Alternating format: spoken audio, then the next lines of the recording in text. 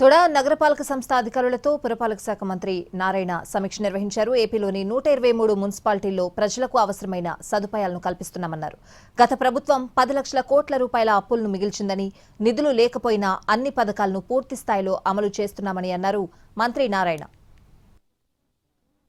ఖజానా ఖాళీ, గత ప్రభుత్వం 10 లక్షల కోట్లు అప్పిచ్చేసిపోయింది.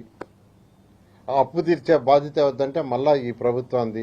ఈ ప్రభుత్వం అందంటే ప్రజలే, మనం అందరం కట్టే ట్యాక్సుల్లోనే దానికి తీరుస్తున్నాం.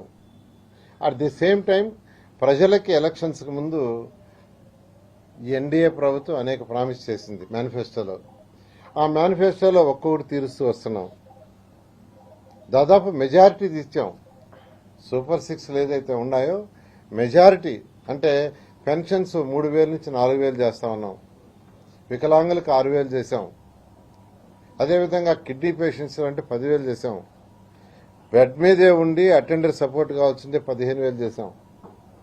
ఇవన్నీ డబ్బులుండి కాదు, మేనిఫెస్టోలో చెప్పాం, ప్రజలకు మాట ఇచ్చాం చేయాలనే ఉద్దేశంతో. అదేవిధంగా మహిళలకు 3 ఉచిత గ్యాస్ సిలిండర్లు అది